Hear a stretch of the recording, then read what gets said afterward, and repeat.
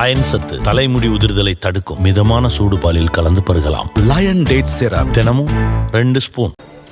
டெல்லி சட்டமன்ற தேர்தலுக்கான வாக்குப்பதிவு காலை 7 மணிக்கு தொடங்கியது. கடும் குளிர் காரணமாக 7 மணிக்கு வாக்காளர்களுடைய எண்ணிக்கை மிக கணிசமாகவே இருந்தது. இந்நிலையில் தற்போது என்ன நிலை என செய்தியாளர் ராஜுவிடம் கேட்கலாம். ராஜு, தற்போது வாக்காளர்களுடைய வருகை எப்படி இருக்கு? முக்கிய தலைவர்கள் யாரெல்லாம் வாக்களிச்சிருக்காங்க, வாக்களிக்க வருகை தர இருக்கிறாங்க?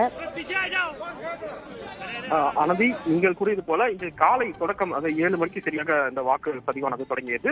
கடுமையான குளிர் காரணமாக முதியவர்கள் அதிக அளவில் முன்னதாகவே வர முடியவில்லை. இருப்பினும் தற்போது மக்கள் வர தொடங்கி இருக்கின்றார்கள். அங்கே வாக்குச்சாவடிகளில் வரக்கூடிய காட்சிகளை நம்மால் பார்க்க முடிகிறது. இந்த நிலையில தான் பல்வேறு தலைவர்களும் வந்துட்டு தங்களின் வாக்குகளை செலுத்தியிருக்கின்றார்கள்.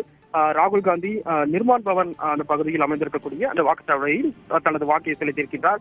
அதே போல வெளியுறவுத்துறை அமைச்சர் ஜெய்சங்கர் தனது மனைவியுடன் துக்ளக் கிரசன்ட் என்ற அந்த பகுதியில் அமைக்கப்பட்டிருக்கக்கூடிய வாக்குச்சாவடியில் தனது வாக்களை செலுத்தியிருக்கின்றார். அதே போல மத்திய அமைச்சர் ஹர்தீப் சிங் புரி சாந்தி நிகேதன் பகுதியில் பள்ளியில் அமைந்திருக்கக்கூடிய ஒரு வாக்குச்சாவடியில் தனது மனைவியுடன் தனது வாக்கினை செலுத்தியிருக்கின்றார். அதே போல டெல்லி காவல்துறை ஆணையர் சஞ்சய் அரோரா மோட்டிபாக் பகுதியில் அமைந்திருக்கக்கூடிய வாக்குச்சாவடியில் தனது வாக்கினை செலுத்தியிருக்கின்றார். இதே போலதான் டெல்லி காங்கிரஸ் கமிட்டியுடைய தலைவராக இருக்கக்கூடிய தேவேந்தர் யாதவும் தனது வாக்கினை சமைப்பூர் பகுதியில் அமைந்திருக்கக்கூடிய வாக்குச்சாவடியிலும், அஜய் மக்கான், காங்கிரஸை சேர்ந்த எம்பி அஜய் மக்கான் தனது வாக்குச்சாவடி ராஜ்கோட் கார்டனில் அமைந்திருக்கக்கூடிய பகுதியில் செலுத்தியிருக்கின்றார். அதே போலதான் ஆம் ஆத்மி கட்சி வரை பல்வேறு தலைவர்களும் தன்னுடைய வாக்கினை செலுத்தியிருக்கின்றார்கள். சௌரவ் பாரத் அமைச்சராக இருக்கக்கூடிய அவர், அதே போல முன்னாள் துணை முதல்வராக இருந்த மணிஷ் சிசோடியா, சத்யேந்திர ஜெயின், கோபால் ராய் அமைச்சர், சஞ்சய் சிங் எம்பி போன்ற அனைவரும் தங்களுடைய அந்த வாக்கினை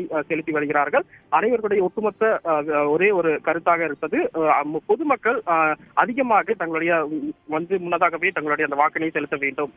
இந்த முறையாவது அந்த வாக்கு சதவீதத்தை அதிகரிக்க வேண்டும் என்ற ஒரு வேண்டுகோளை முன்வைத்து தற்போது அனைவருக்கும் அந்த வாக்கினை செலுத்தி வருகிறார்கள். தகவல்களுக்கு நன்றி ராஜு. அயன் சத்து தலைமுடி உதிர்தலை தடுக்கும். மிதமான சூடு பாலில் கலந்து பருகலாம். லயன் டேட் சிரப் தினமும் 2 ஸ்பூன்.